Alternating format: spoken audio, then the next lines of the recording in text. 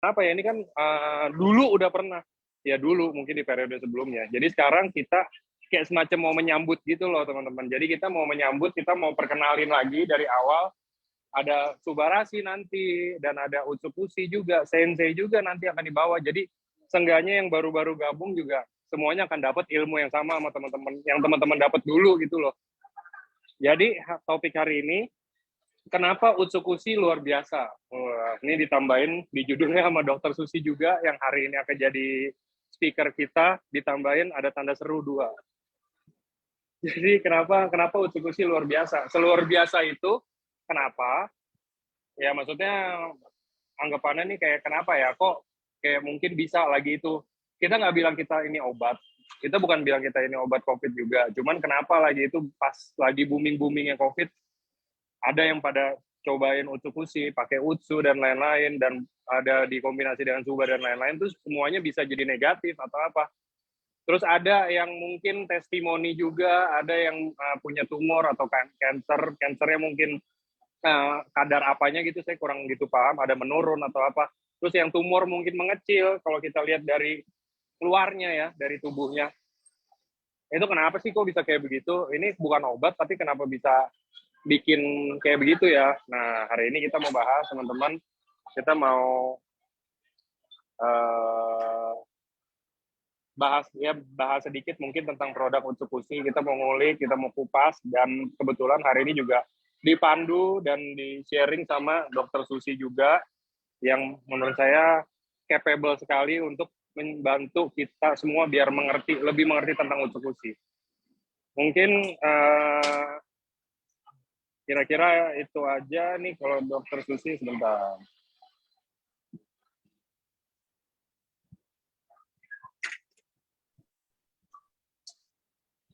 Nah, halo, selamat sore. Selamat sore dok, sehat dok? Ya, sehat, alhamdulillah. Mantap. Oke dok, jadi tadi kan intro dari saya. Kira-kira mungkin Ya, boleh kalau mau langsung dimulai materinya dok. Kenapa Utsukushi ini sangat luar biasa? ya, terima kasih Silakan. Pak Angga. Ya baik, ya. Selamat sore semuanya. Assalamualaikum warahmatullahi wabarakatuh. Baik, jadi Utsukushi ini selain dari warnanya yang bagus gitu ya, ternyata mempunyai kandungan yang luar biasa. Jadi ini hari ini yang akan kita bahas itu, akan tapi sebelumnya saya akan mengoverview tentang apa itu sehat dan apa itu sakit gitu ya. Jadi kenapa kita itu bisa sehat, kenapa kita bisa sakit. Jadi hidup sehat itu kalau dalam perspektif mikroekologi ya, perspektif yang memandang manusia itu sebagai makhluk yang bukan hanya terdiri atas selnya sendiri ya, akan tetapi terdiri juga oleh ekosistem mikrobiota ya, termasuk bakteri maupun virus. Jadi kita itu sebetulnya bukan hanya terdiri dari atas sel ya, akan tetapi juga terdiri atas bakteri dan virus, dan bisa dikatakan kita ini sebetulnya adalah lebih bakteri dan virus daripada sel kita sendiri. Nah, ada 3 faktor utama yang menentukan derajat kesehatan manusia supaya hidupnya sehat ya. Yang pertama adalah kesehatan otak, di mana di sana mencakup bagaimana susunan saraf kita terbentuk ya, kemudian berfungsi, kemudian perilaku kita, dan bagaimana kita mengatasi stresor ya, stres atau tidaknya kita. Nah, lalu yang kedua adalah mikrobiota, ekosistem kita ya, karena jumlah mikrobiota dalam tubuh kita kalau dihitung itu melebihi jumlah sel kita ya, bahkan melebihi jumlah seluruh manusia di dunia. Nah, mikrobiota ini meliputi apa saja komposisinya ya. Jadi dia harus beraneka ragam ya, diversitasnya ya. Kemudian proporsinya. Proporsinya itu artinya keseimbangannya. Apakah dia seimbang atau eubiosis ataukah dia mengalami ketidakseimbangan atau kita sebut dysbiosis. Di mana dysbiosis ini bisa berarti yang pertama, kehilangan diversitas. Yang kedua, kekurangan mikroba baik ya. Jadi kita punya teman baik ya, mikroba yang baik gitu ya. Dan yang ketiga adalah kelebihan mikroba yang jahat. Jadi dalam tubuh kita itu yang namanya pertempuran antara yang baik dan yang jahat itu selalu terjadi. Dan walaupun yang baik itu harus banyak gitu, yang jahat juga harus tetap ada gitu ya, karena ibarat ekosistem hutan, di sana ada singa, ada serigala, ada ular, ada rusa dan sebagainya, itu harus seimbang ya. Tidak bisa kita menghabisi seluruh singa. Karena kalau terjadi kelebihan rusa, kita juga akan mengalami kerugian ya, bisa-bisa kita pertanian kita diserang oleh rusa. Nah, demikian juga tubuh manusia ya. Jadi paradigma kita sekarang dalam mengeradikasi penyakit bukan membunuh bakteri yang jahat, akan tetapi membatasi kehidupan mereka dengan menambahkan bakteri yang baik ya, atau meningkatkan bakteri-bakteri yang baik. Nah, lalu psikobiotik. Psikobiotik itu perilaku mikrobiota kita ya. Semakin banyak bakteri baik dalam tubuh kita, maka bahkan bakteri yang jahat itu bisa menjadi baik. Ya, kalau dalam dunia nyata, dunia manusia, yang namanya preman bisa jadi santri gitu ya, bisa jadi orang baik gitu ya. Maka itu bisa terjadi juga di dunia bakteri. Nah, kemudian kesehatan usus, di mana struktur usus ya, kerapatan dindingnya, kemampuan absorpsi dan mencerna,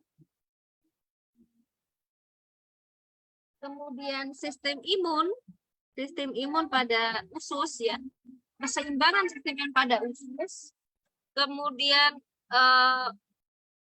sel-sel yang memproduksi hormon ya, kemudian sinyal-sinyal yang akan mempengaruhi saraf dan mempengaruhi otak kita, itu juga harus seimbang di dalam usus kita ya. Jadi usus kita ini mempengaruhi otak ya, termasuk dia mempengaruhi kemampuan kita mengatasi stres ya, karena hormon-hormon bahagia, kemudian hormon-hormon yang membuat kita stres itu salah satunya dipengaruhi oleh usus ya. Kemudian gerak usus kita ya, gerakan usus kita. Nah, jadi semua faktor ini harus kita jaga keseimbangan dan kesehatannya. Nah, seperti yang tadi saya sampaikan, manusia itu tidak hanya terdiri atas selnya.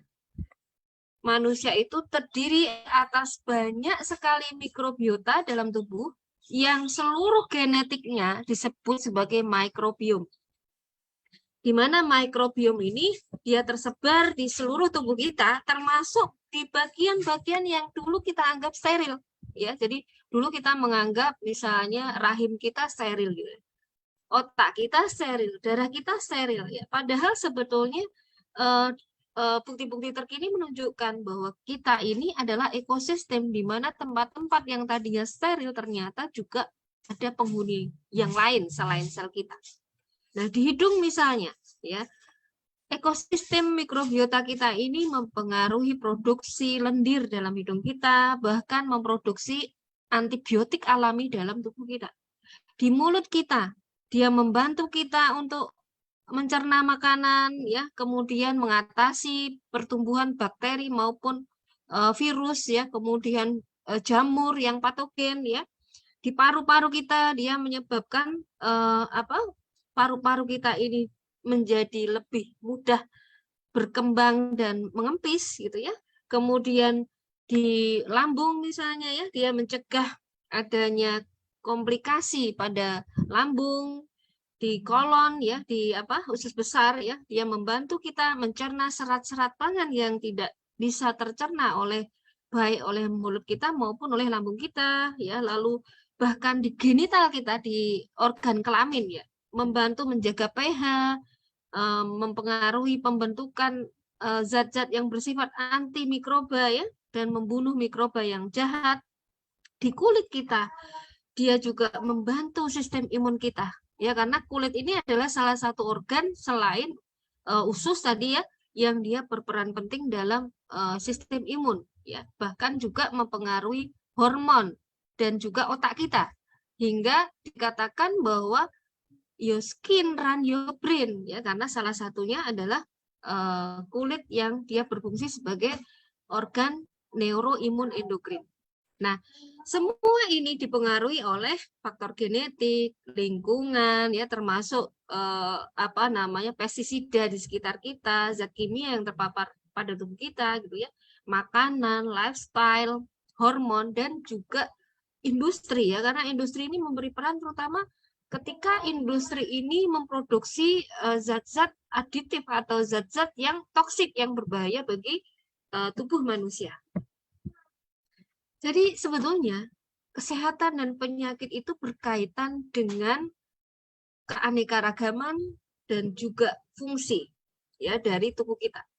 Dan ketidakseimbangan dari ekosistem mikrobiota terutama akan meningkatkan risiko kita untuk terkena penyakit bukan hanya di usus, ya, akan tapi juga di luar usus, ya, karena ternyata usus ini sangat berkaitan dengan organ yang lain termasuk otak, ya. Bahkan dikatakan your gut is your second brain. Ususmu itu adalah otak keduamu, ya.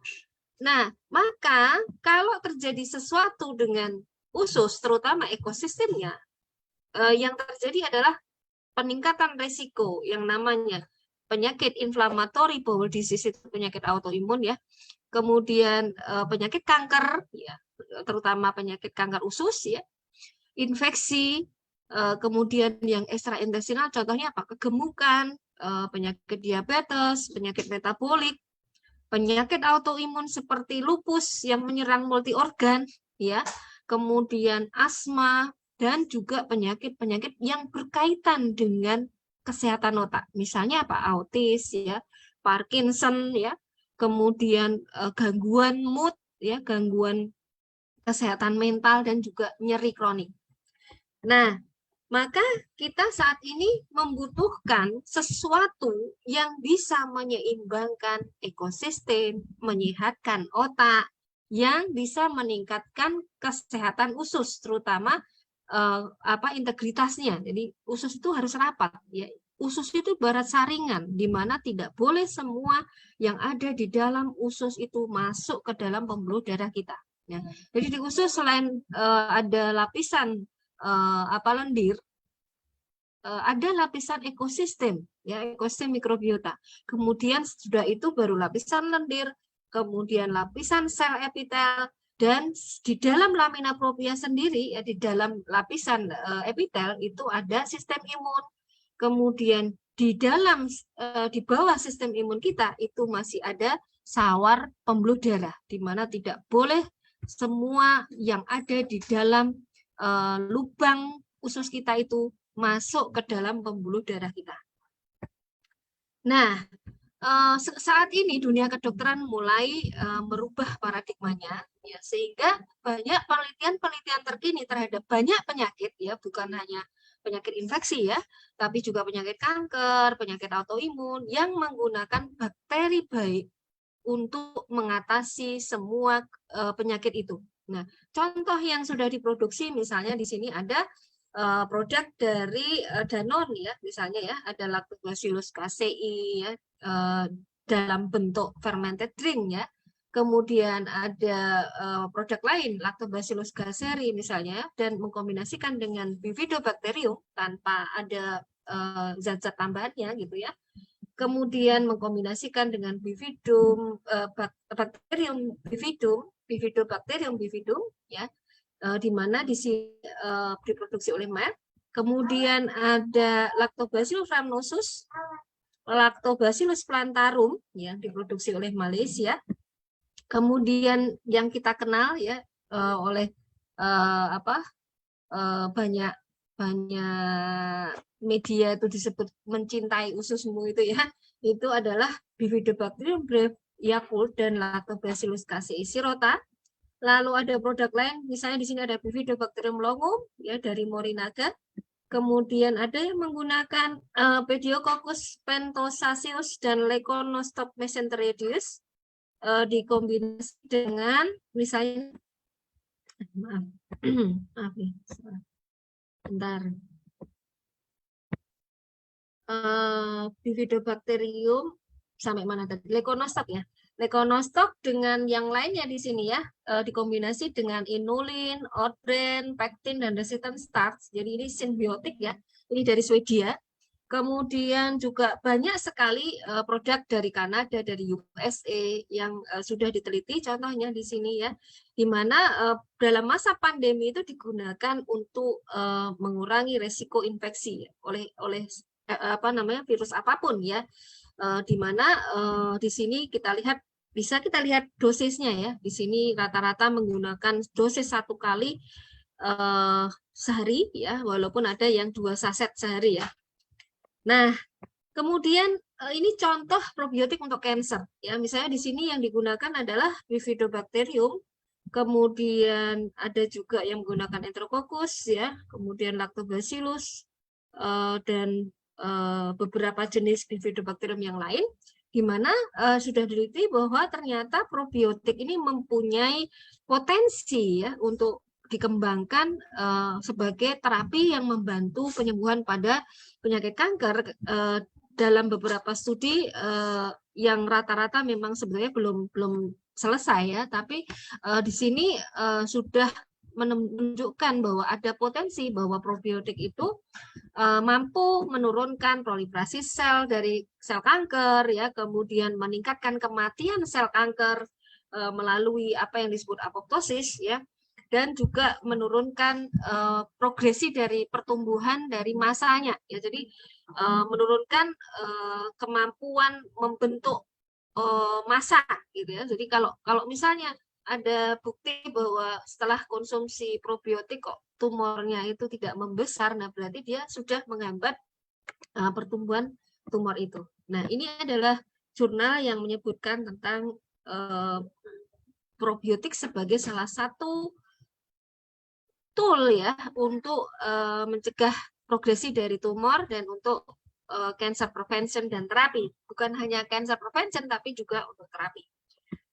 Nah, kemudian apa yang luar biasa dari usukusi? Apa yang beda sih dari tadi yang saya sebutkan tadi? Yang luar biasa dari usukusi ini bukan sekedar probiotik ya, kan, tapi dia menggabungkan probiotik dengan beberapa zat aktif yang terdiri dari peptida dan kolagen salmon ya, terutama salmon milk ya. Kemudian ekstrak buah, ada 3 macam ekstrak buah di sini, yaitu kiwi, nanas, dan anggur. Kemudian di-delivery dengan kombinasinya dengan takara kombu. Ya, jadi fungsi takara kombu itu selain sebagai zat aktif yang juga bermanfaat untuk apa namanya secara seluler, dia mempunyai manfaat terhadap sinyal-sinyal antiinflamasi, antioksidan, dan lain-lain misalnya ya. Di sini juga dia berfungsi sebagai pelapis ya, pelapis dari semua komponen yang ada dalam usukusi yang membuat usukusi itu dia bersifat lebih tahan terhadap pemanasan, terhadap enzim, terhadap pH ya, sehingga usukusi itu bisa mencapai target. Selain itu juga yang namanya fukoidan dalam takara kombu itu menyebabkan akhirnya zat-zat aktif dari suatu obat gitu ya, obat atau makanan gitu ya, itu bisa di-delivery secara seluler, jadi masuk ke dalam sel ya, jadi bukan hanya masuk ke dalam usus dan pembuluh darah ya, akan tapi masuk ke dalam sel. Nah, kemudian di sini ada satu lagi yaitu kombinasinya dengan glutation, di mana kita tahu bahwa glutation itu adalah the master of antioksidan, dan tidak sembarang glutation yang bisa kita gunakan ya, karena glutation itu mudah terpecah oleh enzim ya, maka glutation ini harus di-delivery dengan teknologi yang mampu melindungi dia untuk supaya glutation ini bisa bermanfaat terhadap sel. Nah, salah satu teknologi yang kita gunakan dalam usukusi adalah dengan selain lipolyze teknologi, tapi juga dengan cara melapisinya dengan fucoidan, ya. Nah, ini beberapa kandungan aktif dalam usukusi, yaitu di sini ada 9 kandungan bahan aktif, di mana merupakan kombinasi dari protein salmon. Di sini ada salmon DNA, kemudian kolagen, gitu ya, dan juga ada L-glutation, ekstrak buah tadi yang saya sebutkan, yaitu dari kiwi, ya, kemudian ada resveratrol, ya, pineapple extract, dikombinasi dengan probiotik, yaitu kombinasi dari lactic acid bacteria dan Bifidobacterium longum. Nah, yang luar biasa dari Bifidobacterium longum, ya, Bifidobacterium longum itu adalah bakteri yang dia bisa mendekat dengan sel epitel, bisa melekat pada sel epitel tanpa menimbulkan radang, ya. Sebagian besar bakteri itu tidak boleh berlekatan dengan sel epitel kita. Sel epitel itu adalah sel yang menutupi lapisan rongga-rongga yang terhubung dengan udara luar, ya, lingkungan luar. Nah, dalam usus kita, ya, kemudian di saluran napas, kulit kita itu ada sel epitelnya. Nah, sel epitel ini dia akan dilindungi oleh Bifidobacterium longum sehingga dia tidak bisa ditempeli oleh bakteri patogen atau virus patogen. Nah, ini adalah salah satu kandungan utama dalam usukusi, yaitu ikan salmon. Dan kita tahu bahwa ikan salmon itu ada yang diternak, ada yang tidak. Kalau usukusi yang digunakan ini adalah salmon liar, jadi bukan yang diternak. Apa bedanya? Salmon liar itu dia tumbuh secara liar dan tidak mendapatkan terapi atau diberi pangan yang membuat akhirnya ikan salmon itu jadi berubah, ya. Kenapa? Karena salmon itu ikan yang dia tumbuh besarnya itu lama, ya. Pada saat diternak dia sengaja dipercepat pertumbuhannya. Terkadang hal ini menyebabkan akhirnya perubahan pada struktur dari proteinnya. Nah, maka yang paling baik tentunya kita menggunakan ikan salmon yang liar, yang tentunya kita harus pastikan bahwa dia tidak mengandung bahan-bahan berbahaya, kontaminan seperti misalnya logam berat. Dan kita tahu bahwa usukusi sudah mendapatkan sertifikat organik, ya, sehingga kita bisa yakin bahwa usukusi bebas dari bahan-bahan pencemar yang terutama logam berat. Nah, di sini kita lihat bahwa ikan salmon itu punya banyak manfaat, dari mulai kepalanya sampai ke bagian kulitnya, ya, di mana kita tahu di sini salmon head itu kaya dengan taurin, ya, kemudian somatotropik hormon. Kemudian kartilagonya itu kaya dengan kolagen, kondroitin, hyaluronic acid, ya. Kemudian jantungnya kaya dengan elastin, ususnya kaya dengan amino acid, ya. Kemudian dagingnya kaya dengan beberapa antioksidan, misalnya astaxanthin, ya. Kemudian amino acid, vitamin D, ya. Lalu tulang belakangnya itu mengandung kalsium, fosfor, kemudian juga ada kandungan dari salmon roe-nya, yaitu mengandung DHA, EPA, vitamin E, amino asid, dan salmon meat mengandung nukleik asid, ya. Kolagennya mengandung, kulitnya mengandung kolagen tipe 1, dan juga saat ini diketahui bahwa kolagen dari ikan salmon ini mempunyai kemiripan yang amat mirip dengan DNA manusia, sehingga dalam pengembangan misalnya transplantasi organ, ya, transplantasi organ kalau teknologi yang terkini itu bisa dikembangkan dengan cara membesarkan sel, ya, menstimulasi satu sel, stem cell, gitu ya, membentuk satu organ dalam media tumbuh yang sesuai. Nah, media tumbuh yang digunakan salah satunya adalah kolagen ikan salmon, ya. Nah, kemudian manfaat dari salmon meat, ya. Salmon meat itu apa sih? Salmon meat itu kandungannya adalah asam nukleat, di mana asam nukleat pada salmon meat ini telah diketahui bersifat aman dan dia mengandung antioksidan ya, kaya dengan antioksidan, dan beberapa penelitian sekitar yang dipublikasi sekitar tahun 2019 ya, disebutkan bahwa salmon meat ini bisa menyehatkan otak ya, terutama di sini penelitian pada, ya walaupun masih pada tikus ya, akan tetapi itu membuktikan bahwa salmon meat ini dia mampu menyehatkan otak kita dan juga menyehatkan hati. Nah, ini adalah beberapa jurnal ya yang menyebutkan tentang manfaat salmon meat terhadap otak dan terhadap fungsi hati.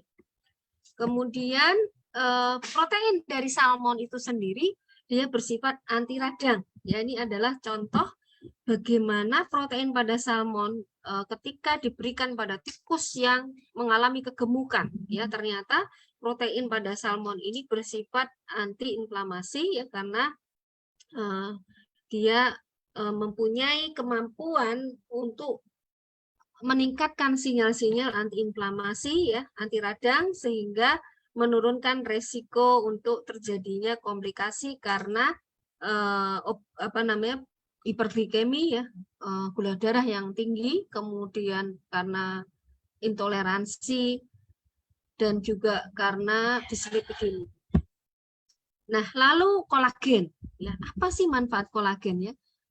Kolagen itu salah satunya adalah untuk kesehatan usus. Tadi kan salah satu faktor penentunya adalah integritas usus. Nah, kolagen ini bisa meningkatkan integritas usus kita karena dia bisa memperbaiki leaky gut. Nah, ini contoh salah satu kolagen pada ikan ya, pada kulit ikan, di mana kolagen pada Alaska pollock skin ya, pada ikan di salah satu jenis ikan ya, ini bisa meningkatkan kerapatan dari dinding usus ya, dengan cara menghambat peradangan dan juga menyebabkan penurunan dari beberapa protein yang dia menyebabkan renggangnya usus ya. Nah, sehingga pemberian kolagen ini dibuktikan mampu meningkatkan kerapatan dari usus. Jadi kita lihat di sini bagaimana kalau terjadi peradangan dan juga kerusakan pada usus, di mana terlihat di sini usus ini antar selnya mengalami perenggangan. Nah, ini adalah studi yang membuktikan bahwa pada tikus yang dia dirusak ususnya dan diberi kolagen, dibuktikan bahwa ternyata setelah diberi kolagen itu ususnya menjadi rapat. Nah, lalu manfaat glutation ya. Jadi apa itu glutation? Glutation ini ternyata adalah satu enzim yang dia sebenarnya diproduksi oleh tubuh kita, terutama oleh hati ya. Akan tetapi pada kondisi di mana hati itu mengalami kerusakan atau mengalami stres yang berlebihan, maka kita membutuhkan glutation dari luar. Nah, glutation ini terutama berguna pada metabolisme racun dan karsinogen. Karsinogen itu adalah substansi yang memicu kanker gitu ya. Kemudian pembentukan dan perbaikan DNA, produksi protein dan prostaglandin, kemudian aktivasi enzim dalam tubuh dan menghambat penuaan ya. Selain itu, glutation ini juga membantu kita mencerna makanan, mengatur sistem imun dan memproteksi kita dari stres oksidatif ya, yang terjadi terutama karena peningkatan radikal bebas. Kemudian karena semua kemampuannya ini, maka glutation ini disebut sebagai the master of antioksidan ya. Nah, tubuh kita itu sebetulnya punya mekanisme detoksifikasi ya. Dan pada fase pertama dalam detoksifikasi, yang namanya racun oleh protein itu akan diubah ya menjadi zat yang lebih tidak beracun. Ya, akan tapi dalam proses ini ya terjadi produk sampingan, terutama adalah radikal bebas yang berbahaya. Nah, radikal yang berbahaya ini harus kita netralkan. Nah, pada fase kedua, yang namanya radikal bebas itu akan dinetralkan oleh enzim, yang salah satunya adalah glutation. Jadi glutation itu adalah enzim yang menetralkan racun. Nah, lalu pada fase ketiga, dalam detoksikasi, racun itu dikeluarkan oleh tubuh melalui ginjal dan juga hati. Dan di sini juga ada peran dari empedu, ya, di mana empedu itu dia akan berusaha membuat supaya racun itu menjadi lebih tidak pekat gitu ya. Nah, lalu artinya apa? Tanpa glutation, tubuh kita itu tidak akan mampu menetralisir dan menghilangkan racun secara efektif. Sehingga kita itu membutuhkan glutation, terutama bila fungsi hati kita menurun atau juga kita selalu terpapar oleh racun terus-menerus. Ya. Nah, manfaat glutation untuk sistem imun. Jadi glutation ini bukan hanya untuk menetralkan racun, akan tetapi juga bermanfaat untuk sistem imun. Salah satunya adalah dengan meningkatkan sel yang bertugas membunuh sel kanker ya atau pertumbuhan yang tidak normal dalam tubuh kita, dan juga pertahanan terhadap virus terutama ya, yang disebut sel natural killer dan sel T ya. Jadi dua sel ini itu adalah dua sel yang mempunyai kemampuan khusus, dia mampu membunuh sel yang terinfeksi dan juga membunuh sel yang abnormal.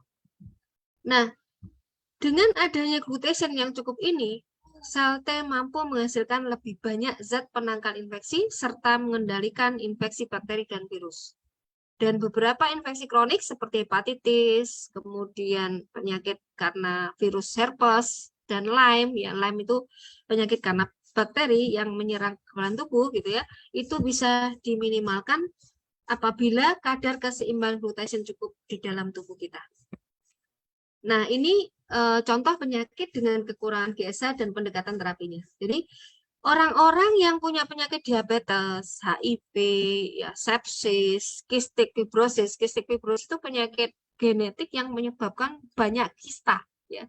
Jadi munculnya banyak kista, bisa di ginjal, ya, kemudian bisa di organ-organ yang lain. Nah, lalu stroke, ya, Alzheimer, ya, Parkinson, semuanya adalah contoh-contoh penyakit yang menyebabkan terjadinya kekurangan GSH. Nah, contoh terapinya adalah dengan pemberian GSA, ya. GSH ini bisa kita beli berupa free GSH atau GSH prekursor. Biasanya kalau seperti ini kita diberinya adalah yang disebut N-asetilsistein, ya. Nah, ada juga yang GSH yang diformulasi dengan cara enkapsulasi, ya, dengan drug delivery system, yaitu contohnya dengan liposom, microemulsion, dengan tablet, mikropartikel, nanopartikel, quantum dot, dan lain-lain. Nah, dengan cara ini, GSH ini bisa menembus sel dengan lebih baik, ya, dan dia bisa sampai ke target organ yang jauh, termasuk ke otak terutama. Nah, jadi kelebihan suplemen GSH yang didesain dengan teknologi nano, ya. Jadi dia akan lebih bersifat hidrofobik dan tidak mudah didegradasi oleh enzim gamma glutamil transferase, dan enkapsulasi dengan liposom akan meningkatkan kemampuan distribusi GSH ke otak. Nah, ini contohnya ya bagaimana kemampuan drug delivery system apabila dia dienkapsulasi dengan liposom dan diberikan dengan teknologi nano. Nah, dalam usukusi, teknologi nano yang kita gunakan ini adalah dengan mengenkapsulasi ya dengan liposom dan juga dengan menanokannya dengan memberi lapisan fukoidan, ya. Nanti kita akan sampaikan juga tentang fukoidan, ya. Nah, ini fukoidan, ya. Jadi fukoidan itu selain dia digunakan dalam drug delivery system, ya, teknologi untuk mendistribusikan obat gitu ya. Fukoidan ini juga punya manfaat tersendiri ya, gimana dia punya efek anti kanker ya, di mana fucoidan ini dia akan menyebabkan peningkatan kematian sel yang disebut apoptosis, dan juga dia merupakan satu coating material ya, material yang melapisi yang akan meningkatkan aktivitas anti kanker dari suatu obat yang bersifat anti kanker. Nah, contohnya ketika fucoidan disalutkan pada satu gold nanopartikel ya, maka dia akan meningkatkan kemampuan gold nanopartikel itu. Nah, lalu juga fucoidan ini bersifat targeted pada cancer cell ya, dia mentargetkan P-selectin reseptor pada cancer cell. Nah, jadi fucoidan ini merupakan nanosistem for drug delivery untuk terutama untuk obat kanker ya. Nah, lalu Takara kombu fucoidan itu mempunyai sifat antivirus juga. Nah, ini contoh beberapa bukti yang menyebutkan tentang bagaimana yang namanya fucoidan atau nama yang lainnya disebut sebagai sulfated polysaccharida, di mana tipenya adalah tipe fucoidan gitu, itu bisa meningkatkan kesehatan kita melalui peningkatan sistem imun dan juga melalui penghambatannya terhadap virus ya. Nah, ini beberapa hipotesa dan bukti-bukti tentang bagaimana fucoidan itu bisa memblok virus sehingga dia tidak bisa melekat ke dalam sel, dan dia juga menghambat virus itu menembus sel, menghambat transkripsi. Transkripsi itu kemampuan virus mempengaruhi sel sehingga dia mampu berkembang biak di dalam sel gitu ya. Kemudian juga menghambat masuknya virus itu ke dalam sel. Nah, lalu ekstrak buah di dalam usukusi. Ekstrak buah tadi ada kiwi, ada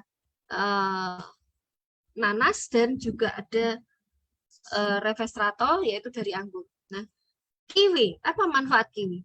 Kiwi ternyata diketahui mempunyai banyak sekali manfaat. Yang pertama untuk kesehatan jantung, untuk kesehatan saluran cerna, ya. Kemudian untuk diet, ya, untuk untuk mengurangi berat badan. Kemudian dia menciptakan lingkungan yang alkali, ya, pada tubuh, karena kita kalau tubuh kita mengalami gangguan metabolisme dan menjadi terlalu asam, maka metabolisme yang terlalu asam ini cenderung meningkatkan risiko untuk terjadinya banyak penyakit ya. Nah, maka kiwi ini bersifat mengalkalikan tubuh ya. Kemudian dia juga bisa mengurangi blood pressure ya, jadi menurunkan tekanan darah atau menstabilkan tekanan darah sebenarnya. Jadi tidak hanya menurunkan tapi menstabilkan. Jadi kalau terlalu tinggi maka dia akan diturunkan ya, kalau terlalu rendah sebaliknya. Nah, dan juga selain itu adalah dia bersifat melindungi DNA kita, bersifat mengeluarkan racun ya, membantu mengeluarkan racun, dan juga pada mata itu dia mengurangi degenerasi pada sel-sel di mata ya. Selain itu juga dia bersifat antioksidan, antiinflamasi, antivirus, dan juga bersifat anti kanker. Nah, ini contoh beberapa riset yang menyebutkan bahwa ekstrak dari biji kiwi itu dia menekan peradangan pada kulit dan juga mencerahkan kulit. Nah, ini untuk kesehatan di kulit ya. Nah, lalu yang lainnya dia bersifat menjaga kerapatan dari dinding usus ya, di mana dia bersifat antiinflamasi, antioksidan, dan juga meningkatkan, beberapa riset yang lain juga disebutkan bahwa dia meningkatkan integritas usus ya. Kemudian resveratrol ya, resveratrol itu bersifat antivirus dan antioksidan ya. Kemudian nanas ya, nanas ini macam-macam ya bahkan ya. Nanas ini dia baik untuk kesehatan mulut dan mata, meningkatkan kesehatan melalui peningkatan sistem imun, dan memperbaiki sirkulasi darah ya, terutama kalau sekarang banyak orang dengan penyakit pembekuan darah misalnya ya, kemudian mencegah radang sendi, kemudian kanker, penyakit jantung, mengurangi peradangan pada sendi dan otot ya, meningkatkan penyembuhan dan mencegah infeksi, dan untuk kesehatan otak ya, mengurangi resiko demensia dan Alzheimer. Selain itu juga untuk penyakit autoimun di sini ya, dia mencegah terjadinya konstipasi dan irritable bowel syndrome ya. Nah, ini beberapa riset tentangnya pada beberapa jenis sel kanker. Jadi ternyata nanas juga punya efek anti kanker ya. Ini pada colorectal cancer ya. Kemudian ini pada gastric cancer ya, pada kanker pada lambung. Nah, nanas dikombinasikan dengan yang lain itu juga sangat bermanfaat. Ini contohnya pada COVID ya, pada COVID nanas dikombinasikan dengan kurkumin. Ini dia ternyata mempunyai sifat menghambat perlekatan dari virus ya, kemudian menghambat peradangan, menghambat pembekuan darah, dan juga menurunkan resiko terjadinya peradangan yang berlebihan ya, menyebabkan yang namanya bradykinin storm ya. Jadi dia menghambat resiko COVID yang berat. Nah, lalu yang utama di sini adalah probiotik ya. Probiotik dalam usukusi itu ada dua macam terutama ya. Walaupun laktik asid bakteria itu macamnya juga banyak ya, tapi yang jelas di sini ada Bifidobacterium longum dan juga ada laktik asid bakteria. Nah, mungkin itu yang bisa saya sampaikan tentang betapa luar biasanya usukusi, dan saya sendiri sudah membuktikannya ya, karena saya kebetulan juga penderita lupus ya. Saat dulu saya mengalami relapse, saya kebetulan konsultasi pada teman saya yang beliau adalah seorang ahli bedah urologi ya, karena kebetulan yang saya rasakan itu gejala-gejala yang berkaitan dengan ginjal gitu ya. Jadi saya merasakan ginjal saya itu nyeri gitu ya. Jadi di daerah pertemuan antara tulang rusuk dengan tulang belakang itu daerah ginjal itu nyeri, kemudian badan mulai terasa ya lelah yang tidak sembuh-sembuh, dan protein uri dalam urin saya tuh tinggi gitu ya. Nah, saat itu saya telepon teman saya, dan saya pertama kali mengenal usukusi itu dari teman saya itu ya. Jadi seorang ahli bedah urologi ya. Jadi saya telepon beliau, terus beliau bilang coba usukusi itu. Saya coba usukusi, alhamdulillah saya konsumsi sendiri dan alhamdulillah membaik bahkan tanpa pengobatan yang lain gitu. Ya. Silakan bila ada yang bertanya.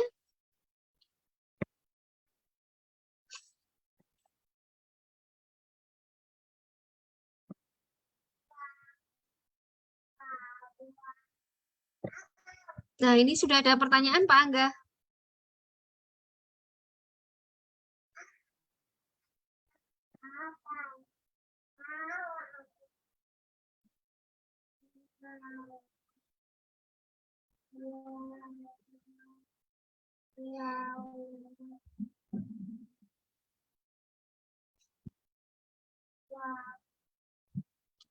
Ada yang bertanya apakah aman untuk anak-anak? Ya, insya Allah aman ya, karena semuanya berupa zat aktif dari bahan alam ya, bahan alam, dan berupa makanan sebetulnya ya, karena di situ ada kandungannya ya dari ikan ya, kemudian ekstrak buah tadi, kemudian yang ketiga adalah dari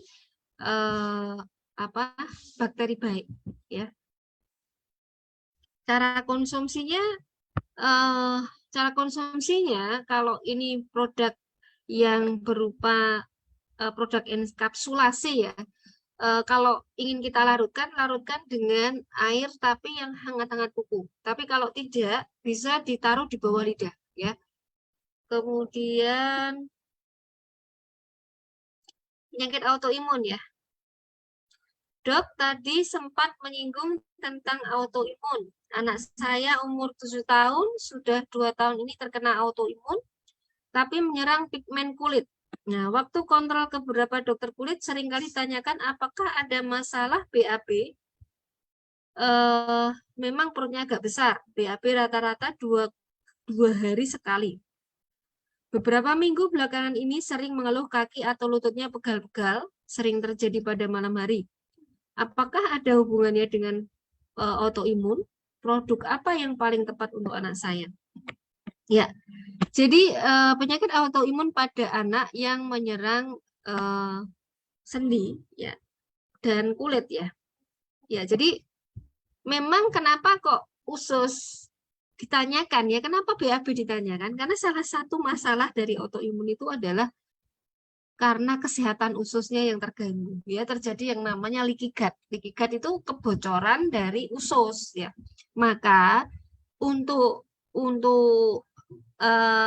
mencegah relaps ya atau kambuhnya autoimun atau menjaga supaya autoimun ini tidak stabil gitu ya, itu sehatkan ususnya ya. Dari pola makannya tentunya harus diubah ya, pola makan harus kaya dengan prebiotik ya, terutama sayur dan buah yang bebas pestisida ya, jadi harus bebas pestisida.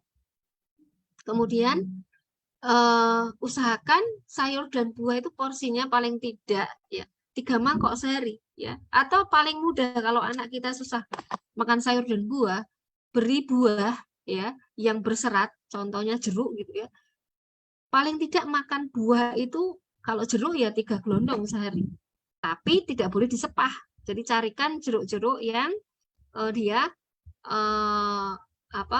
seratnya itu enak dimakan ya. Soalnya beberapa jeruk, misalnya jeruk murkot ya, kemudian jeruk siam, jeruk bali, jeruk apalagi yang enak dimakan ya, jeruk keprok yang tertentu ya, keprok bali atau keprok kalau di daerah mana itu Tawangmangu itu juga enak ya seratnya, atau jeruk baby ya, itu bisa diberikan.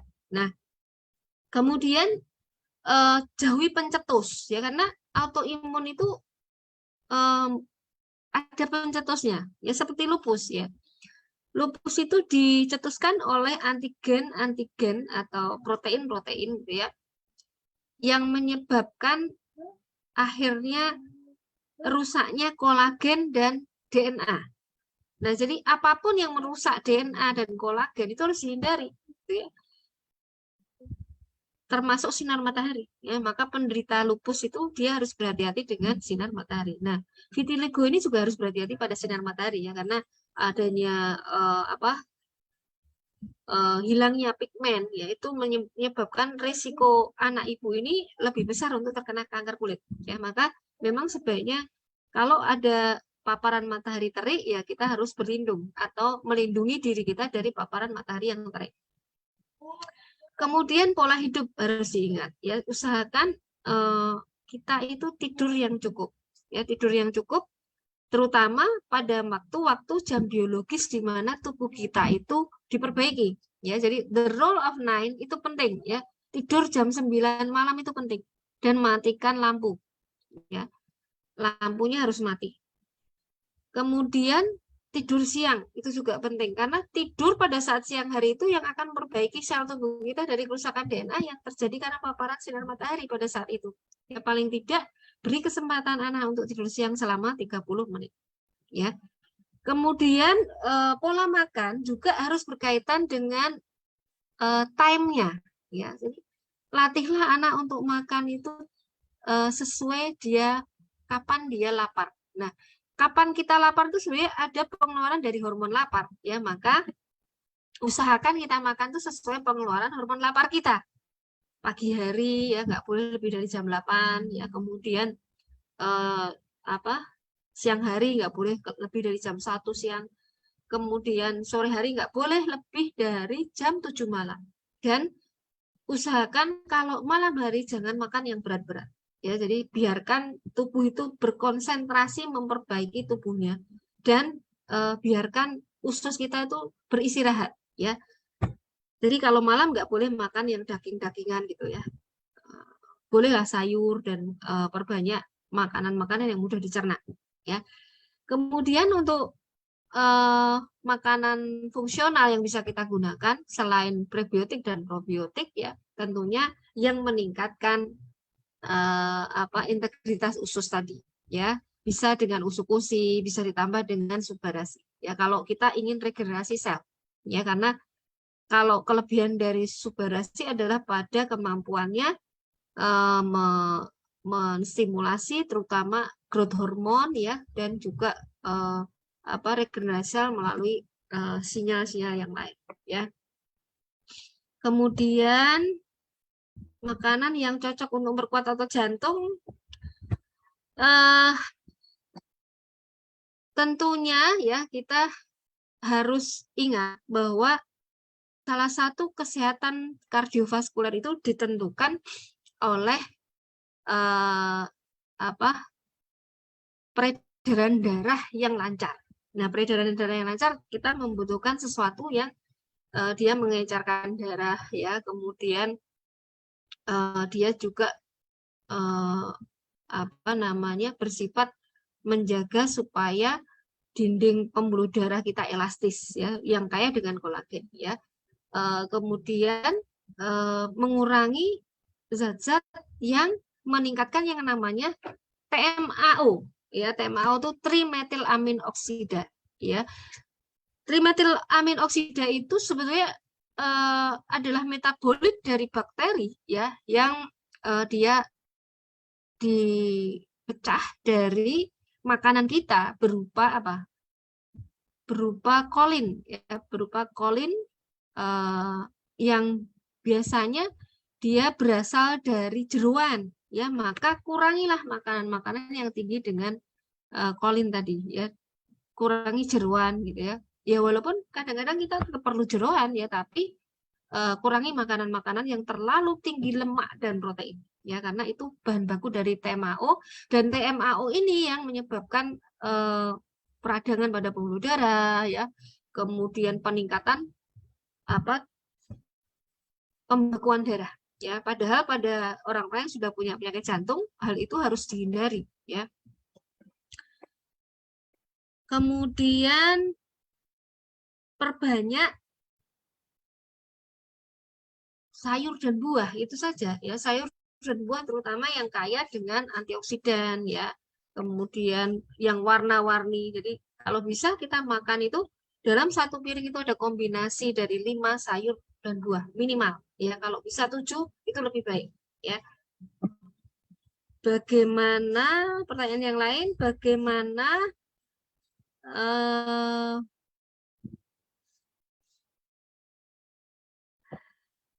ini ada yang tanya tentang apakah aman untuk autoimun? Kan mengaktifkan imun tubuh. Nah, mengaktifkan imun tubuh itu tidak selalu bersifat pro radang. Ya, tubuh yang aktif sistem imunnya kalau dia seimbang itu mengaktifkan bukan hanya proinflamasi, tapi juga ada jalur antiinflamasinya. Nah, banyak penyakit itu terjadi karena ketidakseimbangan dari sinyal pro dan anti. Ya, jadi tubuh kita itu ada sinyal pro, ada sinyal anti radang. Ini harus seimbang.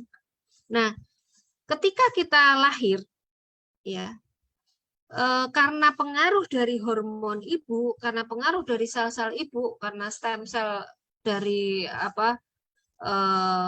dari stem sel ibu maupun stem sel anak itu bertemu misalnya ya, kemudian pengaruh hormon, pengaruh sel-sel ibu, karena pada saat kehamilan itu kan anak itu harusnya bagaimana? Ditoleransi ya. Kalau ditolak akhirnya kita nggak bisa punya anak nanti ya, karena anak itu kan asing begitu. Nah, ketika kita lahir itu kita masih terpengaruh oleh sistem imun yang disetting toleran terhadap semua hal gitu ya. Nah, sehingga jalur sinyal tertentu itu seperti sengaja ditidurkan ya, terutama jalur sinyal natural killer ya. Kemudian T helper 1 itu yang berkaitan dengan pertahanan terhadap infeksi. Nah, Kalau kita tidak mensimulasi itu, yang terjadi nggak akan seimbang, ya. Terlalu tingginya THL/2 atau terlalu tingginya THL/1 itu nggak seimbang. Nah, banyak penyakit sekarang ini termasuk kanker itu terjadi karena kita itu bergeser ke respon THL/2 namanya. Ya, jadi respon THL/2 itu akibatnya apa? Peningkatan antibodi, peningkatan sel yang bersifat meningkatkan resiko alergi, autoimun dan sebagainya. Nah, maka kita harus menyeimbangkannya dengan apa? Kalau THL/2-nya meningkat, THL/1-nya. Nah, THL/1 ini siapa? THL/1 ini adalah natural killer tadi, ya. THL/1 itu adalah sel-sel yang dia mengaktifkan diferensiasi sel T naif limfosit yang dia bersifat masih lugu gitu ya, menjadi limfosit T sitotoksik, kemudian limfosit natural killer yang tadi saya sebutkan, dia berfungsi untuk pertahanan terhadap virus, infeksi bakteri, dan juga tumor. Ya, jadi aman untuk autoimun karena dia menyeimbangkan gitu. Jadi jangan berpikir mengaktifkan sistem imun itu artinya apa? Sistem imun itu jadi pro radang, tidak ya, atau dia bersifat kuat, tidak ya, tapi dia itu bersifat seimbang ya. Jadi sistem imun kita itu ada yang namanya respon THL/1, THL/2, THL/3. Ini harus seimbang, dan adanya pengaktifan natural killer dan THL/1 ini penting ya, karena sejak kita dalam rahim ibu ini tuh jalur yang sama Allah itu ditutup, karena supaya apa? Supaya bayi ini bisa tumbuh dalam rahim ibunya, dan supaya sampai usia 2 tahun ya kita tuh bisa nerima ASI. Karena kalau bayangkan ASI ditolak oleh seorang bayi, apa akibatnya? Bayi itu akan menjadi malnutrisi karena itu makanannya dia ya. Jadi ASI itu adalah cairan hidup yang di sana berisi ekosistem bakteri yang akan ditumbuhkan, ditanamkan di dalam tubuh seorang bayi sampai usia 2 tahun. Nah, ini harus pada masa ini sinyal-sinyal yang paling dominan itu harus yang toleran gitu. Nah, setelah 2 tahun, jalur yang natural killer cell dan THL/1 ini harus dibangkitkan. Yang tadinya tidurnya harus dibangunkan. Nah, yang menjadi masalah adalah ketika jalur ini tidak bisa dibangunkan. Ya, baik oleh karena bakteri tubuh kita yang kurang atau karena adanya gangguan-gangguan pada pertumbuhan ekosistem sehingga akhirnya jalur ini tuh tidak dibangkitkan. Nah, itulah akibatnya kenapa sekarang ini banyak kasus terjadi karena respon THL/2 yang terlalu berlebihan yang bermanifestasi pada autoimun dan alergi. Jadi penyakit-penyakit autoimun, alergi, kanker, obesitas itu rata-rata ke arah THL/2 semua. Termasuk COVID ya. COVID itu adalah salah satu penyakit yang terjadi karena ketidakseimbangan sistem imun, karena terlalu ke arah respon THL/2 ya. Padahal seharusnya tadi seimbang antara respon THL/1, THL/2 dan THL/3 ya. Jadi jangan salah kaprah ya.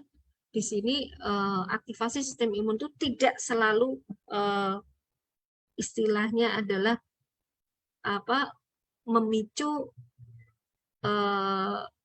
pertahanan menjadi sangat kuat, tidak ya, akan tapi kuat di sini artinya seimbang ya. Pertanyaan yang lain. Pertanyaan berikut saya ada, bantuin dok. Ini dok. Ya, silakan. Ada yang lumayan menarik menurut saya.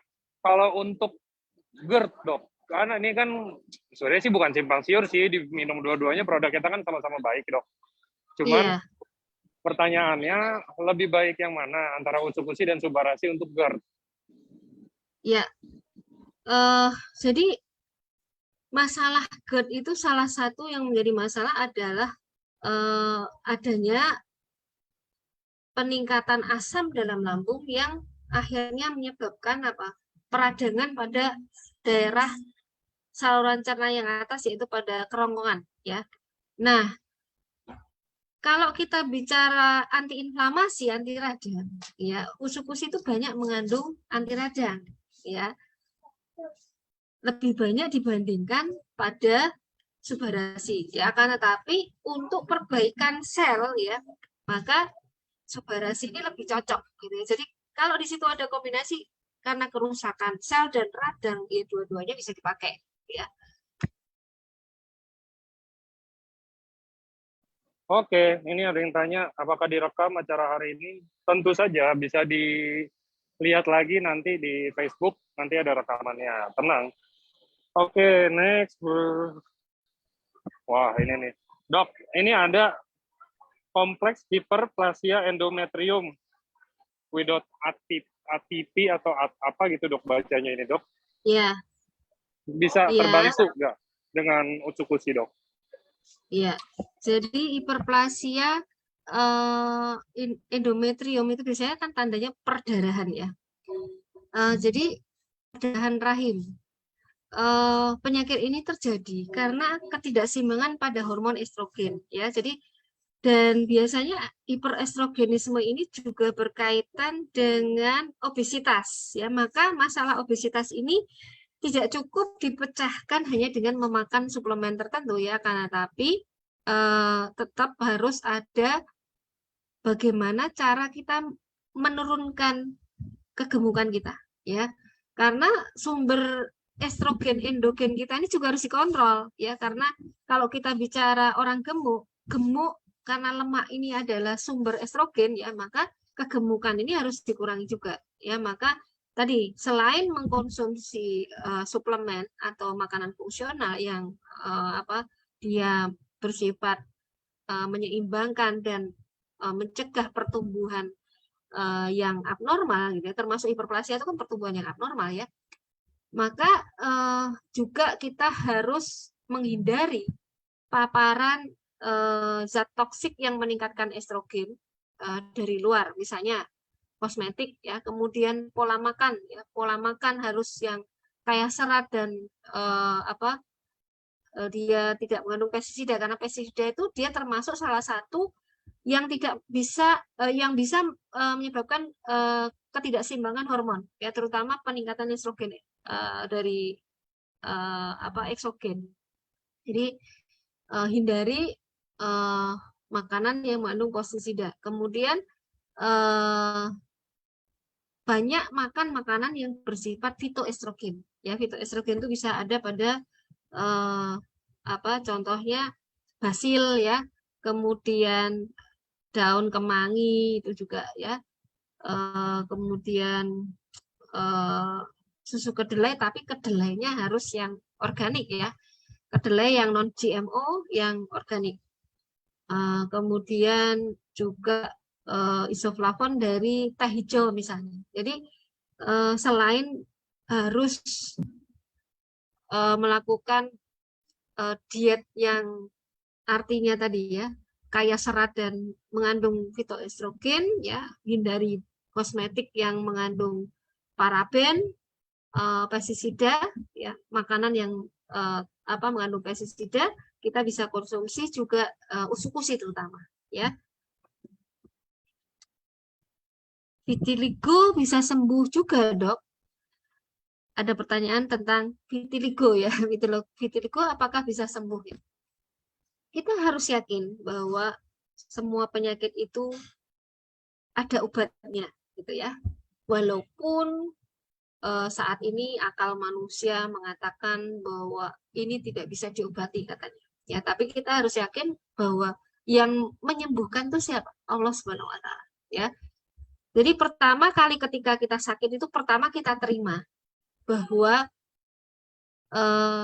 yang menyembuhkan itu bukan dokter, bukan obat, bukan apapun, ya, tapi Allah Subhanahu wa taala. Maka dalam setiap usaha kita jaga keyakinan, ya. Mau usaha pakai apapun, yang pertama itu jaga keyakinan kita, ya. Yakin bahwa kita bisa sembuh. Berharap kita sembuh kepada siapa? Kepada Allah, jangan pada obatnya, ya. Dan sampaikan pada Allah bahwa kita ridho dengan penyakit kita, ya, kita yakin bahwa Allah yang menyembuhkan, maka bergantung pada Allah. Nah, menggunakan obat itu dengan membaca dan meyakinkan kita bahwa Allah lah yang menyembuhkan, bukan melalui obatnya. Dan jadi jangan sampai kita itu salah ya dalam berpikir bahwa eh, obat ini yang menyembuhkan kita, bukan. Obat ini hanya perantara. Ya, karena kalau seperti ini apa banyak yang terjadi itu ini obat itu nggak punya efek, ya, atau obat itu hanya berefek sesuai kekuatan obat itu, ya. Sedangkan sebetulnya dengan kita menyandarkan diri kepada Allah dan menggunakan obat ini, maka kekuatannya akan lebih besar lagi, gitu ya. Sehingga apa yang disebut misalnya kata orang nggak sembuh, jadi sembuh dengan kehendak Allah SWT. Ya, jadi dalam setiap kali kita menggunakan sesuatu, usahakan selalu membaca doa, ya, membaca doa. Mau minum apa, didoakan. Minum air bahkan didoakan dulu, ya, supaya Allah menyertai setiap langkah usaha kita, dan insya Allah bahkan yang namanya vitiligo itu bisa sembuh. Ya, walaupun sembuh di sini bisa bukan berarti terus kembali menjadi normal, ya, karena kalau kita bicara pigmen, mengembalikan pigmen itu butuh paparan sesuatu yang mengembalikan pigmen itu, ya. Ada beberapa cara yang bisa kita lakukan, yaitu dengan mengoleskan, ya, mengoleskan, contohnya ekstrak habatus sauda, ya, minyaknya gitu ya, pada kulit yang mengalami vitiligo, dan kita paparkan pada sinar matahari pagi, ya.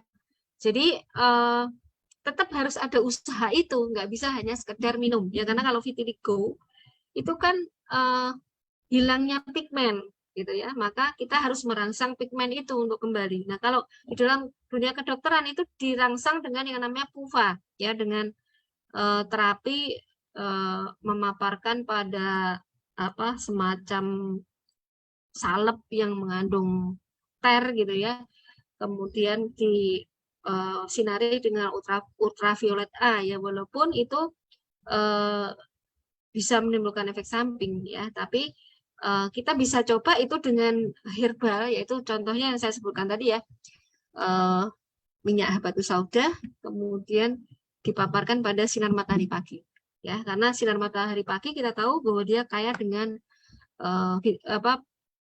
UVA, ya, selain tentunya kita memperbaiki pola makan, ya, kemudian exercise, tidak boleh stres, dan juga memperbaiki usus dengan probiotik dan ekstrak-ekstrak tadi, ya, karena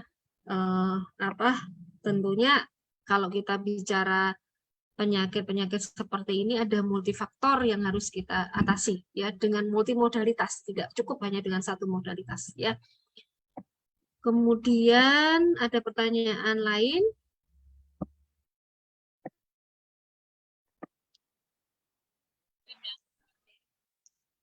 Ini ada yang beberapa pertanyaan. Bentar, tadi ada ketemu itu. Leukemia, ya. Iya, leukemia, Dok, betul. Ya. Aman ya. nggak, Dok? Kalau aman sih pasti aman sebenarnya. Kalau kita bicara aman, ya aman, ya. Leukemia itu kan salah satunya karena perkembangan sel yang abnormal, ya kan. Jadi ya salah satunya adalah karena fungsi kita mendeteksi sel abnormal itu kurang, gitu, dan kita tidak jalur yang tadi membunuh sel yang dia bersifat abnormal itu tidak terbuka, padahal jalur itu harus dibuka. Nah, probiotik dan kandungan-kandungan pada usuk-usik itu, ya, tadi kan sudah saya sampaikan, ya, dia meningkatkan kemampuan sel natural killer, ya, kemudian dia memperbaiki DNA, ya, bisa memperbaiki DNA, dan dia bersifat meningkatkan kematian sel, ya, kematian sel, dan bahkan beberapa juga pada proliferasi sel, ya, jadi pada pertumbuhannya, ya, maka insya Allah ya itu akan membantu, ya.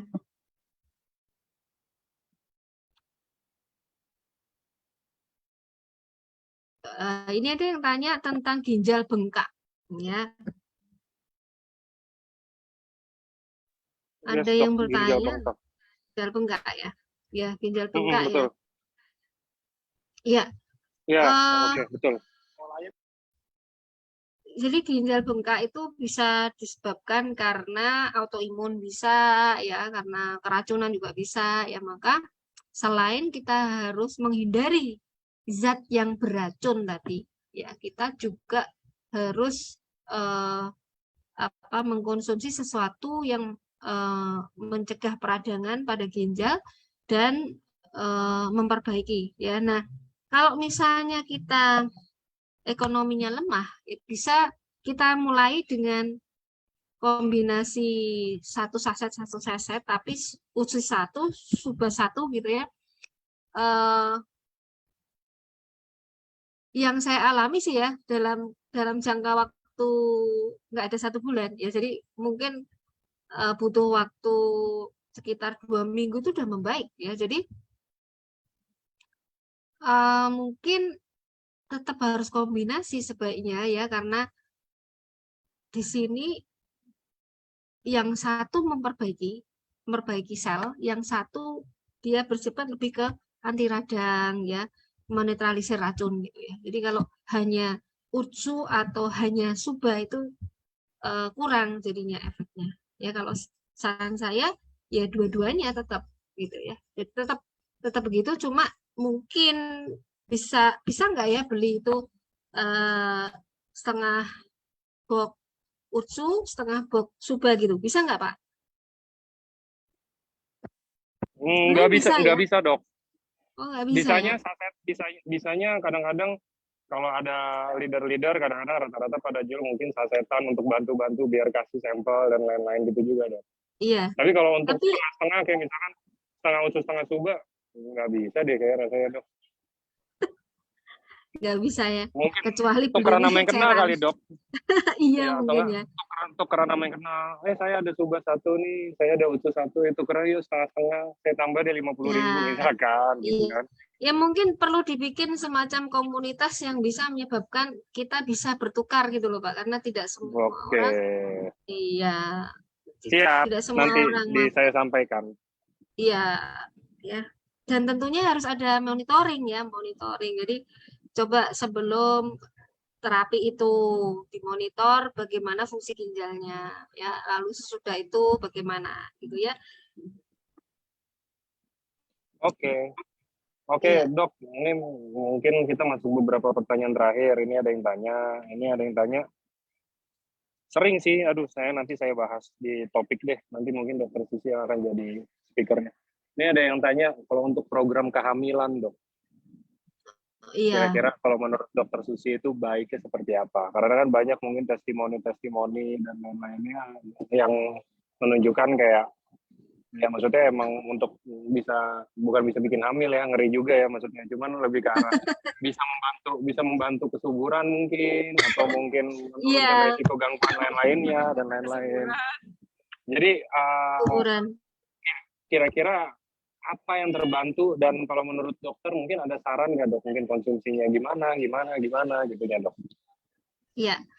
Jadi kalau kita bicara gangguan infertilitas ya yang menyebabkan ketidaksuburan seorang wanita, itu ada berapa macam, Mbak. Jadi ada ketidakseimbangan hormon ya, ada juga karena gangguan anatomis ya ada. Nah, kalau kita bicara gangguan anatomis tentunya nggak cukup ya dengan mengkonsumsi makanan fungsional seperti ini. Jadi kalau itu gangguan anatomis ya biasanya ada tindakan anatomisnya. Jadi biasanya rahim itu karena misalnya dia pada leher rahimnya yang kendor gitu ya, maka di situ harus dikuatkan.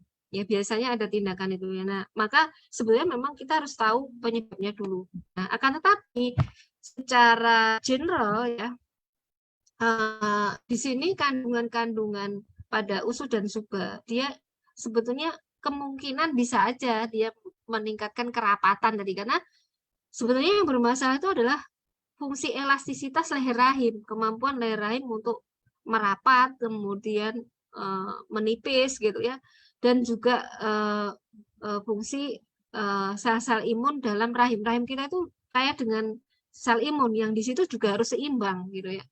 Nah, keseimbangan pada rahim supaya dia bisa menerima sperma suaminya ya, kemudian pertumbuhan bayi. Nah, itu sangat penting ya kan, tapi saran saya konsumsinya adalah yang SOP ya, bukan yang usuk-usik, karena Kalau usukusi tadi dia cenderung meningkatkan natural killer, ya padahal dalam kehamilan natural killer ini justru harus ditidurkan, ya. Maka kalau untuk program kehamilan saran saya adalah konsumsi SOP, ya bukan usukusi, ya. Oke, teman-teman, kayaknya menurut saya cukup segitu aja.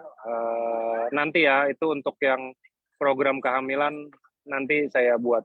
Pasti nanti saya iniin sama dokter Susi dulu. Saya obrolin dulu lah, ya kan. Jadi karena ini dari kemarin banyak banget yang minta emang bener. Saya nggak kepikiran sih. Ini mungkin habis dari sini, mungkin di minggu depan kita bahas satu produk lagi aja deh, kayak Subarasi, baru dari situ kita masuk ke program kehamilan dan lain-lainnya. Nanti ada topik-topik baru yang pastinya menarik. Iya.